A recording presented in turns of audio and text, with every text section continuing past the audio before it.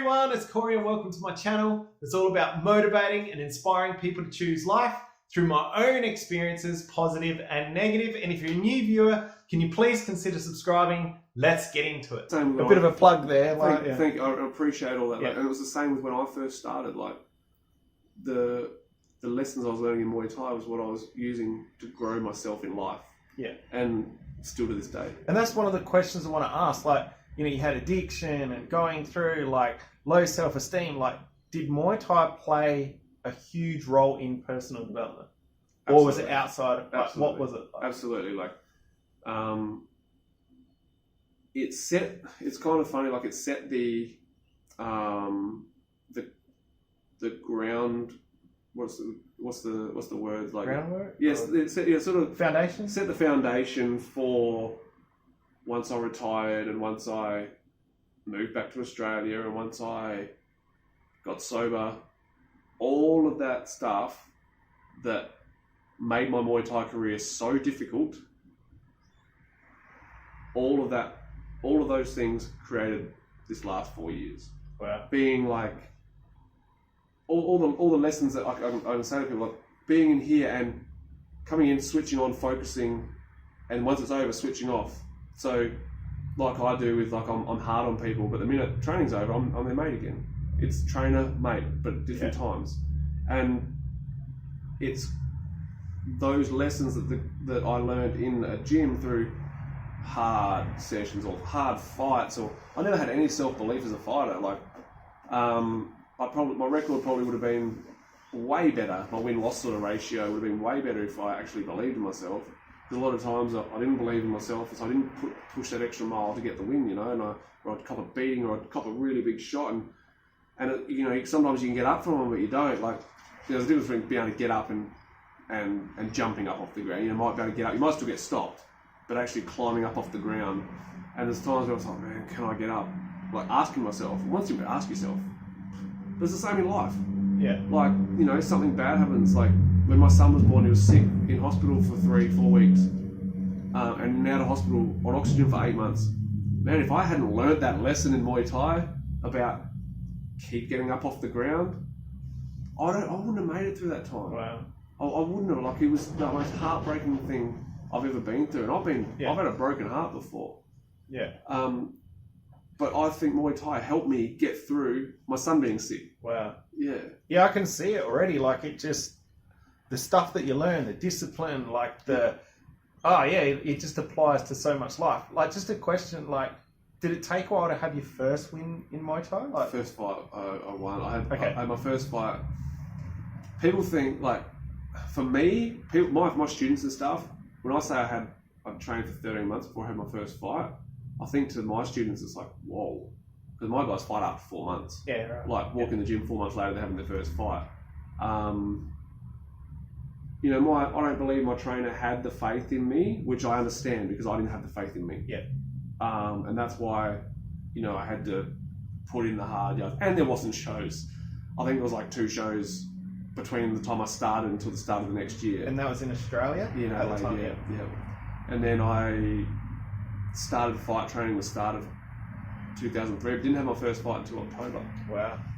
And I trained every day for 7 months, like 7 days a week, often 2 times a day. Yeah, right. But it took me a long time to get there because skill-wise, absolute spastic. Like, my first fight is still, honestly, not just being hard on myself, but the ugliest fight. One of the most ugliest fights I've seen. Technique? Just skill, everything like that. Just useless, like. And the situation for my first fight meant that I don't think I would have gone down to anyone. I think I would have had to win. Yeah. Just what was going on at the time, but you know, I didn't have much ticker in hated sparring. Most of the time in sparring, I was just getting beaten up because I didn't enjoy it, and I'd just stand there going, "Oh my god, I can't do this." And then I jumped in and had my first fight. And you won? Yeah. So what do you, because you didn't have much self-confidence, not much, or no self-esteem. If you lost that first fight, do you think you would have continued? No, I'd already fallen in love. Okay. I was managing in a call center, and I quit that job. Well, I actually got myself fired because I got on the dole straight away. Yeah. I quit that job so that I could train Muay Thai. Wow. Like very early on, and all in. Yeah, and it was, and I said from my first or second session that I'd have something to do with this for the rest of my life. Yeah. I knew it like straight away, and yeah, it was my second fight I lost, and it was one of the most miserable things I've ever been through in my life. But it helped me to now. It actually, after that, no loss could have been as bad as that. So I kind of got comfortable with losing. Yeah, right. Like that's why I didn't mind. Like if I didn't have, I just can't do that extra bit. Okay, I won't. That's kind of what it got like. Yeah, right. But at the same time, I wasn't much chop anyway. Who cares? Who cares what my fight career was? Like honestly, like it's not what it's about. It's about like I knew very early on that I was going to be a trainer. Yeah. I knew that I was going to be teaching people, and so my whole second half in time of my fight career was just learning how to be a good trainer. Yeah, I remember you saying that. Yeah. Like you'd always watch, listen, Yeah. because you had it in the back of your mind, like, yeah, this is what I want to do. And then I had a pretty big injury during the middle of my career where it was like done, like we're done. And then 2 years later, I had a fight on a week's notice, and ended up turning into like 35 fights later. I had 35 more fights after that. After the injury, that's cool. And, but that second half, it wasn't about, I wasn't training super hard because I was already training people, and I had a lot of injuries that I couldn't train super hard for long periods of time because my body would just break. Wow. My lower back was already injured by this stage, and that was then the defining moment which retired me. That was it. Game over because of my lower back.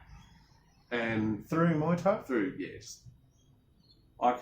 I started stretching 8 years into Muay Thai. Oh, right. Yeah. And yes, my lower back went from being too tight, and my hips used to go out, and all this sort of this permanent damage. But that second half of my career was literally about just do enough training to get me to fights, but get to the fights so that I can learn how to be a good trainer. Yeah, right. Yeah. Watch what my corner, like sitting there in the corner, they're telling me what to do. I'm like, oh yeah, so in this situation they're telling me to do this. That makes sense. Yeah. Like, Gotcha. yeah. Wow. So I've said this before, and we've talked about it a little bit, but you're a very popular person. Like I said, very popular, Shucks. very well liked, very, very much loved. And I can see, I've been at the shopping centre with you, and people are like, Frankie, people just, like I said, you're a bit of a celebrity. And that's how I see it, a bit of a celebrity. But yeah, you don't have a problem with, you are very popular. In the world, people strive to be popular, but I've noticed that you don't have a problem with being unpopular by telling people the truth. You've talked about it, like being tough, giving, tough love.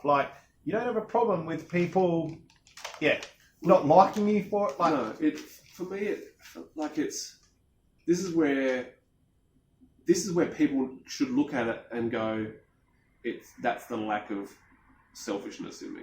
Because if I was selfish and it was about me being popular doesn't bother me. Honestly, I love the fact that people love me. Yeah. But for everyone who loves me, there's someone who hates me too. Yeah. And if someone's hating, it's probably jealousy. Which is that's great. what it is. 9 times out of 10. That's what it is. It's great, and that's cool.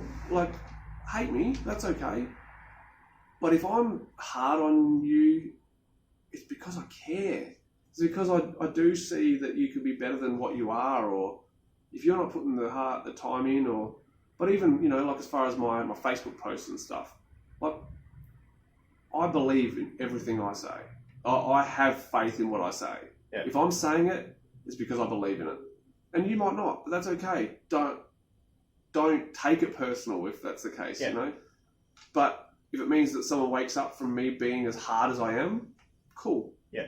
If it helps someone, I don't care about being popular.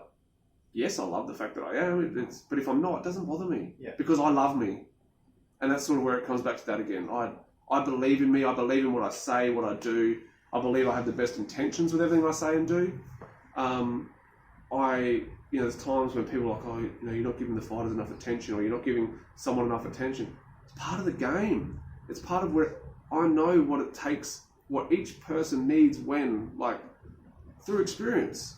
through being around fighters. Fighters is what I know. That's the one thing. Don't need to question me on that bit. If people think that it's, you know, that I'm doing something wrong or whatever, it's a fair chance they don't understand where I'm coming from. Like, and that's all it is, you know. Yeah. If someone thinks a fighter needs this, I know what they need. If they think they need more, fair chance we go back to being the victim. Yeah. They you know, or entitlement, one of those two. They feel like they need more than what they actually deserve. Yeah. Not deserve. Everyone deserves it. It's what they actually need. It's what you need compared to what you want. And I don't mind telling people what they need to hear. Yeah. Going against what they want to hear. I think it's important. I think so. Like, I'm on the same page. Like, my dad growing up, he would tell me what I need to hear, not what I want to hear. He'd also like pay me compliments and be cool. But I think in the world that we live in, like right now, is like there's not enough people telling the truth. There's not enough people telling the truth, and I think it's important. Like, it's very important for people to grow. It's for the real world. You know what's funny? It's like I have a very, like, my father is beautiful. He's a beautiful man. Struggled with life. And he's one person who should be miserable, but he's not.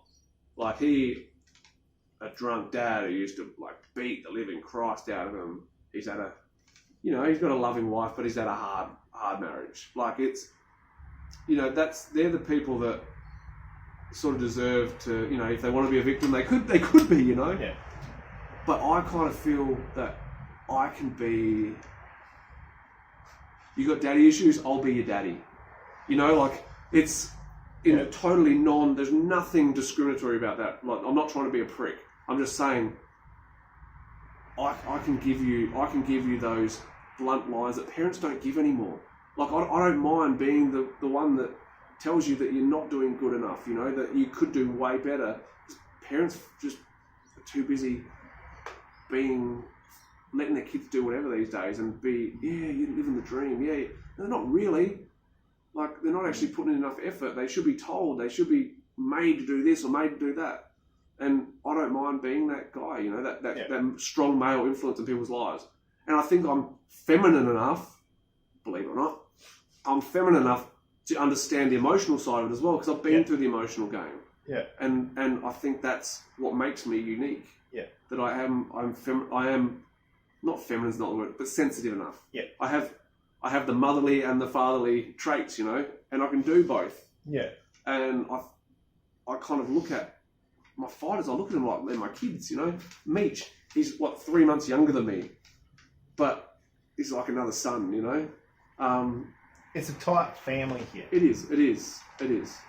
And, you know, like, I still have my thoughts where I'm like, oh man, what if they don't like me? What if my students don't, you know, are not happy with who I am as a trainer? You know, like, you know, that still enters my mind, but I also know that what I'm doing is the best I can. Like we said earlier, the best is what we know. And I'm always developing, I'm always trying to, you know, I've gone from being super negative in the corner, slapping the crap out of my fighters and like knocking mouth guards out with an open hander and stuff. And, you know, there's still some fighters need that, but it doesn't work for all of them. And that's something I developed through Ryan. This is where I've lost him fights. I lost him fights because I broke him in the corner. Wow. And because he just reacts, or I guess, is it reacts different or responds differently? Yeah, responds differently. Yeah, like, and it's the thing that sucks about that, and is why I take it so hard on the chin, is because that was me. Like, if you talk like shit to me in the corner as a fighter, I didn't even try the next round. I'm the same.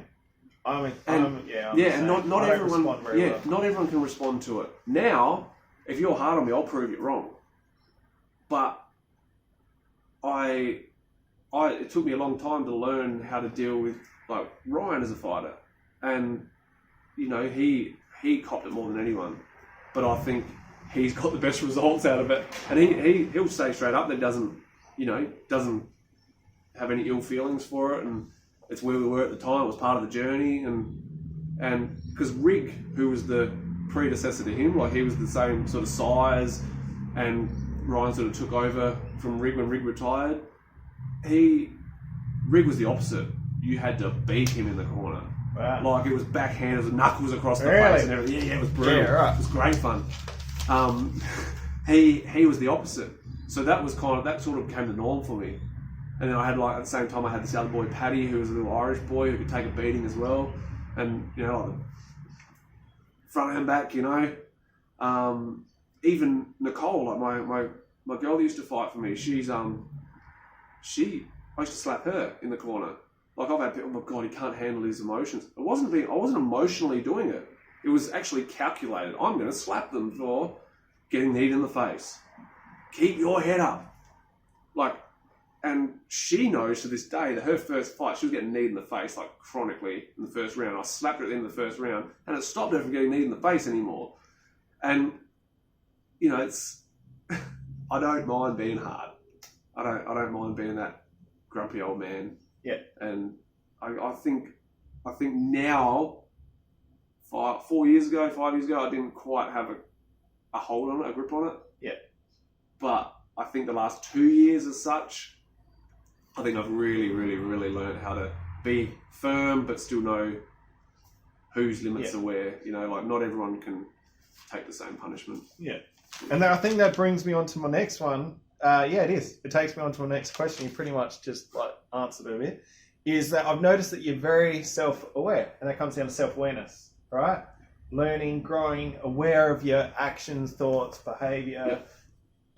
Yeah. So how did you become so self-aware? Because I've noticed that a lot of people go through life like a zombie. They're just reacting to life. They're reacting to this, doing this. They don't have the self-awareness. They're not aware of their thoughts. Their thoughts create actions, feelings, or their behavior. They're just not aware of it. And they go through life just, But we've had conversations. I've seen you do things, had chats. You say something, and then I just see the change in you. And you've just proved it with what you said. Like, it might take a while. Like, you know, we all make mistakes, but you are aware, and you do, always, like you said, want to improve. You're always growing and learning. You can't get comfortable though. Like you've always got to be trying to. There's never anything perfect. Nothing's ever right. Yeah. Always try and make it better. But number one tool, meditation. Any of those big motivational guys, Kerwin Ray, Gary Vee, all those guys, they talk about meditation, mindfulness. Like, to learn a martial art, you need to be mindful. And meditation used to be a big part of all the martial arts stuff. Like, even just with the whole, like, they're breathing their katas and stuff. That's the non-exciting bit that's been taken out now to keep the masses happy.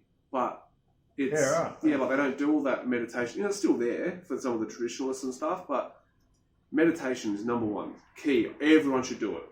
Now, if you find 10 minutes a day to do it, you're going to become a better person. Yeah. So I meditate a lot through my spiritual journey, which has helped me to learn to be mindful of every action. Yeah. But also it comes back again to owning it. Like if you can't be the one who looks at yourself from the outside and goes, I need to improve this, there's something wrong with you. Yeah. The upside to this depressed attitude is the fact that you're always looking at the bad side of yourself. Okay, look at those bad things and do something about it. Yeah. And that's, to me, is important. Me as a partner, a husband, a lover, me as a father to a stepchild. Like, that was a big developing moment for me. Like, all of a sudden having to be a disciplinarian overnight. Yeah. You know, like, not a kid's born, they grow up a little bit, and I'd all of a sudden become someone who was teaching a child how to do things correctly and lose the attitude and gain some respect to people. You know, like, it was being open enough in yourself to be able to know what needs to be improved while loving yourself. Yeah. And learning along the way. Learning. You've got to be learning. Yeah. Always. Yeah. Like, and you see, like, someone's like, man, you were really hard on so-and-so. And you look at it like, okay, yeah, I was super hard on them. What did I do wrong in that being hard on them? Was it violence? Did I make it personal? Did I, like that sort of stuff? Yeah. And I think you always, sometimes it needs to be, generally those things to improve need to be pointed out to you. Sometimes not. Sometimes you just feel like shit because you made someone feel like shit. Okay, so how could I have handled that differently? Yeah. I look at, the win-loss ratio for the gym, and I'm probably to blame for, like, if not my, it might be a bad cornering decision. It might be being shit in the gym. It might be, like, right now my thing is, like we talked about before, I'm a hard case. Like, I'm hard on the guys, which then makes them not feel like they can talk to me. But those guys can talk to me about everything. A lot of them just don't understand that. So that's the thing I'm trying to modify in myself now, to make myself more approachable, so that when someone's coming up to a fight and they're not feeling it, talk to me. Don't talk to the other boys, because they're just going to go, oh, but. Yeah. Like, I can actually say, like, big one would be Jason's first title fight. Sorry, Sam, but Jason shouldn't have lost that fight. He clearly lost that fight, but shouldn't have. But that came down to the fact that he was like, oh my God, everyone's saying I'm going to smash him, everyone's saying I'm going to smash him. What if I don't smash him? If I made myself a more approachable person, which obviously I don't, maybe he would have spoken to me about that. And I would have said, you're going to smash him, but this is how you're going to do it. I wouldn't just say you're going to smash him. I'm actually going to give you the tools and give you the direction to make you believe in that, I think that was a big defining moment in me trying to develop now, as being more approachable. So, having the guys chat with me once every couple of weeks as a fighter, to trainer, sort of chat. But yeah, endlessly, just got to keep working on it, I guess. Yeah. But that's life, isn't it? It's just like constant, and that's why I have a lot of respect for you, is because you are constantly work on yourself, growing. Like, I can't stand being around people like, we all make mistakes and everything, but people that just don't grow as a person, don't want to grow, they just, play the victim. Like, I can't stand, like, honestly. I'm very much over it as well, and I'll be straight up, and I've lost clients because, once again, unpopular opinion, but I had a guy in here who was telling me about, if he doesn't drink, he can't get by because he's depressed and whatever. And I'm like, well, that's bullshit. Like, you're taking a depressant to fight depression. Yeah. And I literally just told him that unless you stop alcohol, you are going to be depressed for the rest of the time. Yeah. Like, that's just a cop out. Like, that's just an excuse to be an alcoholic. Exactly. And you know what? It is what it is. If people leave because of that, that's cool. But if people really want to work on themselves, then I'll help them that way as well. Now I just know someone like that, not taking away from it. He is who he is, and he's obviously working on himself his way. He might wake up like I did one day as well, and hopefully he does. Yeah. But now I also know, I put the bait out there. If someone wants to take the bait, sweet, let's go for it. Same with how my Facebook posts work. Someone might get offended by my post about anti-vax or something, but someone might get intrigued and ask me some questions. And I can point them in the direction of where I've got my information from, or whatever, That's the way I look at it now. It's not like everyone needs to listen to my way. It's on my Facebook. I'll say whatever I want. If you get offended, then you can piss off. Yeah. But same within my life. But now I sort of, okay, this person wants my advice, I'll give it to them. Yeah. I'm not just giving my advice because I think they need my advice. Yeah. When it comes time, they can come and ask me. But when it comes to that, like, guy that you said that was in the gym that uses alcohol, like, that you were saying, you might be the only person in his life and in the world that may have told him the truth. Yeah, exactly. That's like, do you know what I mean? Didn't go, oh, you're right, brother. Are you? Oh, it's okay, man. Like, I'm not that guy, because you know what? No. Nothing is that bad. Nothing. Like, you lose someone passes away, someone who you love dearly. You are still you. Everything is impermanent. Yeah. And everything happens. Everything that happens and everything that has happened, you can't do anything about that now. Mm. So work for tomorrow. And that's exactly what you just said. Like, someone's never told him that he needs to stop being a whinging turd. and actually. But it might take him a while It took me a long time. Like, it might take him a while, like what you said. Plant the seed. It planted a seed. Yeah. And it can't not play on his mind. No, 100%. Because someone's told him the truth. And until he, like, faces it and owns it and doesn't want to be the victim or whatever it is, like, it might take him a while. Like, it might be years' time. We're like, do you know what? Yeah. Pinky was right. This is literally like, do you know what I mean? What happened to me, for sure. Yeah. And I'll be, like, not blowing my own trumpet, but I've helped a lot of people get sober. Yeah, right. Through social media, through me being really open about it. And people will be like, I'll say certain things to them. You know, a couple of years down the track, they're sober and they're like, man, I remember what you said then. But one of my closest friends is about 9 months sober, like, from alcohol now. And, like, I walked away from our friendship for, like, 12 months for that reason, like, because it was toxic for me, you know, like, being a recovering addict. And now he's sober. That's about 3 years down the track now. He's like sober. He's done about 9-10 months now. He's hit. But you can see now all of that shit, all those times he fell off the bandwagon, all that shit he's been through. You can see now every word that I ever said actually rings true. And he's like, oh, hang on. You know, like it actually comes back to what was said that day when I got offended or whatever it happened to be, or and it's like you said, planting the seed. It's saying things that are unpopular opinion, not what they want to hear, but it may take 5 years for them to go, hang on. Yeah.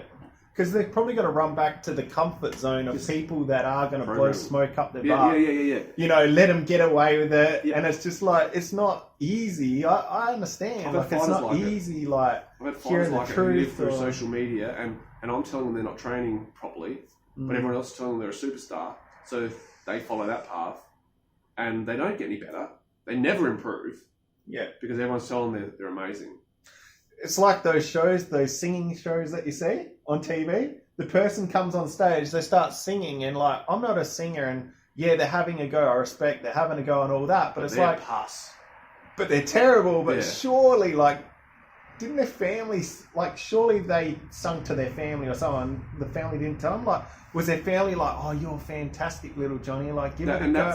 There's going to be a lot of people are looking for some big disappointments in life because of sweet talking that comes out of these over supportive parents. Man, support what your kids want to do. But if your kid can't sing, or your kid is a shit basketball player, or your kid is shit at maths, just tell them. Yeah. Obviously don't put them down, but you say, like, you know, like, you're probably better off doing this, or enjoy basketball, but you're never going to be the NBA, so don't put your life on it. Yeah. You're not a very good singer, but I'm glad you love it, and I love listening to you because it means a lot to me to know that you're having a good time listening. Yeah. Like that you're having a good time singing it, and that, you know, it's coming from your heart. Yeah. Sing to me all day long, just don't do it in public. Yeah. You know, like, it's totally true, but it's a big thing with millennials, like not what the parents of millennials, this, you know, the baby boomer generation has ruined it for the rest of the world, and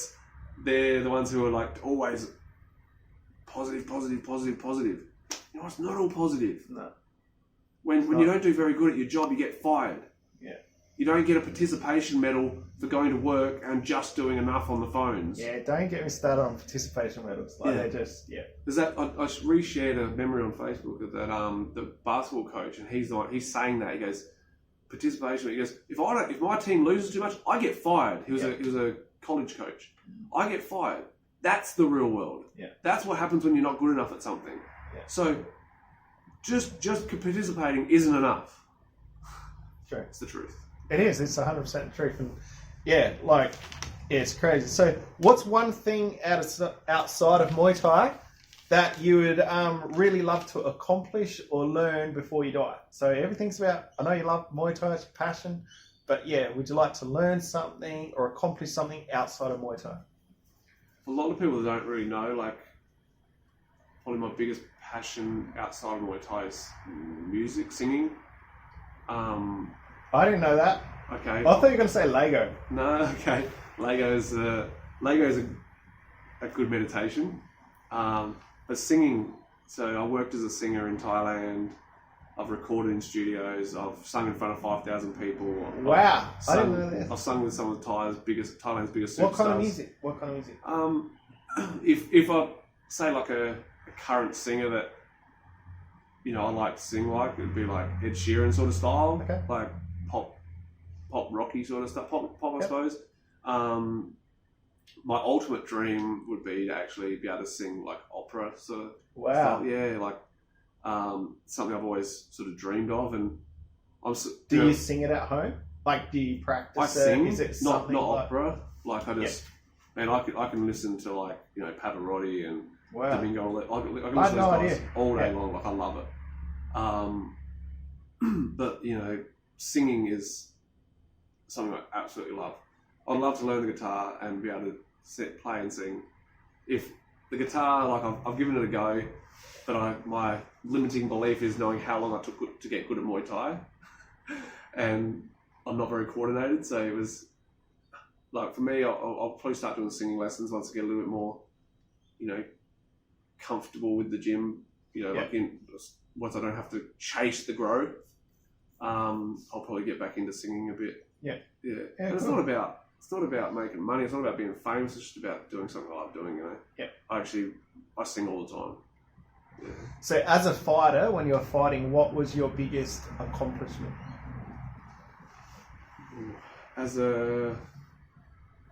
Nothing can really go past my first fight, I guess. Yeah. The fact that I actually got in there. Yeah. And I think about that a lot. Yeah. Like when I see people fighting, I'm like, man, it takes courage to get in that ring. Yeah. Just to get in the ring. Yeah. And then you got other people watching you. And let's face it, people are judging you. Like, I can just see it takes a lot of courage. I had half of Theatre Theatre there for me for my first fight at Theatre Theatre, and half plate people there for me. Like, it was crazy. Yeah, right. I sold like 200 tickets just for myself, let alone the rest of the guys from the gym. I find that interesting coming from someone that says they didn't have much self-esteem, self-confidence. But that's why I did it. That was big. Oh, okay. So part of the part of it was like, part of it was I need to be popular. So so I used to make myself popular to people, Gotcha. not through me loving myself, but through trying to make them feel like I had a reason, Yeah. So everywhere I went, I'd be like making everyone fall in love with me. Wow. Being the clown, like being a twat in front of people, just so people would laugh at me. That was me. Yeah. I was the same. Yeah. I was a class clown. Yeah, same. I was like, I still am a clown, but yeah, me too. like, yeah. But I did it. I literally took the piss out of myself so that people would like me and be entertained by me. But selling those tickets to me, selling 200 tickets for my first fight was kind of like, that's right, on me. Everyone loves me, but did they? How many of them are still around? Some of them are. A lot of them aren't. And it was. So my first fight was obviously a huge one for me. Then, as a fighter, probably going to Thailand for the first time. Yeah. Didn't fight the first time I was there, but going there and giving it a go, like going to the motherland, was absolutely amazing. Then I went and fought in an 8-man tournament, so 3 fights in one night in Darwin, and I took that on a week's notice for my 3rd, 4th, and 5th fights. Wow. I flew up there day of the fight, had to weigh in lunchtime day of the fight. I went up there without a trainer. Gee. And that was a huge moment for me, because then, later that year, there was a fight show, and my trainer, Sam Benetti, did a thing where he gave awards to people from the gym for certain things, like in front of the whole crowd for the show, and I was given most improved. And cool. yeah, it's I've still got the trophy. It sits up there on my trophy thing in here, and it was a huge moment for me where I started to turn around, and started to take bigger fights and go on bigger shows and stuff. Then my comeback fight, huge, because it meant that I actually started fighting again. Yeah. And then my last fight in Australia was like, it would have been nice to have one more in Australia, but injury stopped that. So 22nd of May, 09 was my last fight in Australia. Wow. Massive win against a really strong boy, like who could take the shots. 5-round war, and I won on points in Melbourne, which at the time was still really hard to actually win on points in Melbourne because it was still some pretty dodgy judging and stuff over there, hometown decisions and stuff. Yeah, a lot. Obviously fighting in Thailand, winning some belts and stuff. Like they were cool. First win in Thailand was a nice feeling. My trainer was like, "Oh no, you wouldn't be fighting that guy because he's too experienced for you," and it ended up being my opponent. And yeah, I was just looking at I was looking through. So you just rocked up at, like, how does that work? Oh, like, the fight was obviously organised, but you didn't know who your opponent was on the poster until you get in the ring, or you just didn't know what he looked like. Oh, nothing. Like, so I'd actually seen this guy fight a couple of times. Yeah, and I was like, and we used to talk about him a little bit, and technically, like, quite good, and he. I was at the fight, so I reckon I'm fighting that Farley kid, which coincidentally means Destiny in Thai. That's what I have on my arm. Right. Yeah, right. Yeah. So you got his name tattooed on my arm. Yeah. Coincidences, like, and that was my first fight in Thailand. And I was like, I reckon I'm fighting that Farley kid guy. And they're like, nah, he's way too experienced for you. And I'll get, the numbers in the change room was like 9 fights, and it's getting less and less and less people in there. And we hadn't looked at the program. We just we're getting ready to get ready for the fight. And you don't hit pads or anything, you shadow box to warm up, and all of a sudden I look over and he's like looking at me, and he actually looked a bit scared, like, 'cause I was big, like he was a 70 kilo Thai, ring and wet, and I was like 70 kilos, like ripped. And yeah, we're sort of like looking at each other, and he can see, he's like, oh man, I guess I'm fighting that big dude, and I'm like, oh my god, I'm actually fighting that fat liquor dude. And then we're sitting next to each other on the stage, and I was like, so we're going to fight, huh? Like, you sit next to each other, walk out off the same. Yeah, it's cool. And everyone sees you sitting next to each other, and yeah, I ended up stopping him in the second round. Couldn't walk for about a week. Like, my leg was munted. Like, I wore like 13 unanswered leg kicks before I stopped him with leg kicks. Yeah, right. Yeah. So what's the biggest accomplishment for your gym so far?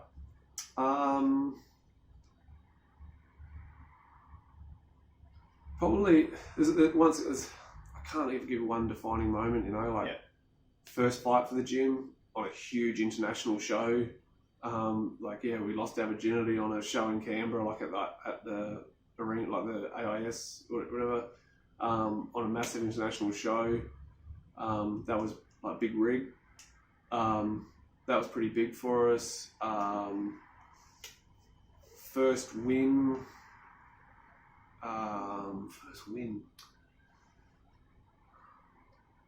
Paddy was our first win on... Paddy? Yeah, Irish Paddy. Kat's brother. Oh, okay. Yeah. He was our first win, pretty sure. Yeah. Then probably the most emotional one for me. There was one show where we had I think we had 3 from 3. That was really big. And then, but Jason winning early this year on March 1st, first time in 18 years, and I do not know, including my fights, cornering, would have to be 1,000, 1,500 fights I've been in the corner for or involved in, and it's the first time I've ever cried in the corner. Wow. Yeah. First time ever. I saw you cry. Yeah. And it was awesome. It was very... It was, to me, like, it sucks that now this situation's happened afterwards, but it just felt like shit's coming together. Yeah. That was actually really huge for me. And it wasn't only just that, it was just that day. Like, Luke had come back from a broken arm and fought a really good opponent, got the loss, but, started coming back strong towards the end of the fight. Michi had that win. Hazzy? Little Hazzy jumped in and... Hazzy? Oh, little beast, Walker didn't take a backward step for the whole fight, and it was just a huge day. Yeah. And we walked away with obviously exhibition fight plus 2 wins and a loss, and yeah, it was just. But I had some really special people there as well, like Artie that used to own the Servo where I first met you. He was there. Like Rob and Shannon, which is Hezzy and Vegas' parents, fathers, and. Just friends and just some people that were there. Everyone seemed to be there, and everyone got to see me doing my best me, and I had Wongy in the corner with us, and it was just amazing day. It was one of my highlights, and on an amazing promotion like that combat sports promotion. Jeff is doing everything for the sport. It doesn't make $1. It's all about everyone else, and the fact that he believed in us enough to give us that shot. We rematched that Sam Goodman, who Jason had lost to previously, and to be given another opportunity against him for another title was amazing. Yeah. And even just the way Sam was after the fight, like we were just joking about it and having a chat, and it was great. Like it was just, I think it was overall was just an amazing day. One of the only fight shows I haven't been a miserable prick at. No, it's definitely a good fight. Like, the whole show was awesome. Like, I had a good time, even though I was pretty sick. Yeah. But like, it was really good. Even I was crying when little Hazzy was fighting. Like, I was just so stoked. Like, it was just a really good. Yeah, everything was like really good about it. But yeah, I think, you've answered all my questions. Like, I really, really appreciate it. And like I said, like, you do a lot for a lot of people. Like, you're inspiring people, motivating people. I really appreciate that you shared your story. Like, I know that's going to inspire and motivate and help a lot more people. So I really appreciate it. You've done a lot for my wife. Like, and that straight back at you, like meeting you that day, then running into you a couple of times. First time I ran into you again. I think I ran into West Lakes, and we had a chat. We talked for ages. Yeah, everyone was walking around us, and like. I was like, wow, this guy's like, because I was used to victims, and you're a wheelie, like people feel sorry for themselves about a lot less, and the way you were talking about like business and the things, the ideas you have, and this, I was like, man, like this guy knows his shit, and then when you start, you brought Becky in, and then you and me hanging out here, and that last winter, like I learned so much from sitting down and talking to you, and now I get to learn even more because you're sharing it with everyone, like on a public platform for everyone, not just me. It's amazing, like you could be being selfish and getting paid for this by going and doing talks at schools and stuff, or talks at for people, for businesses and stuff. But you're doing it because you love it and you love helping people, and that's kind of how I feel about Muay Thai, which is why I don't mind sharing my truths and my knowledge and everything for very little. But you're helping people not just in Muay Thai, it's like life. It applies to their life. Like, and I think that's absolutely fantastic. And just keep doing what you're doing, man. Like, it's really cool. Like, we can't wait to come back to the gym and, when all this... 2 days to go. 2 days to go. Like, we're in the middle of the, whatever it is at the moment going on. Like, it's not cool, but... I really appreciate it. We'll wrap it up now. Like, it's been fantastic, guys. So thanks for watching. I hope you learn a lot. I'm sure you learn a lot from Pinky. We really appreciate, him sharing his story and his knowledge, his wisdom. So if you like what I do, please subscribe. If you want to pay it forward, please share. And don't forget to hit the notification bell. I've got lots more videos coming out soon. Thank you very much. Peace.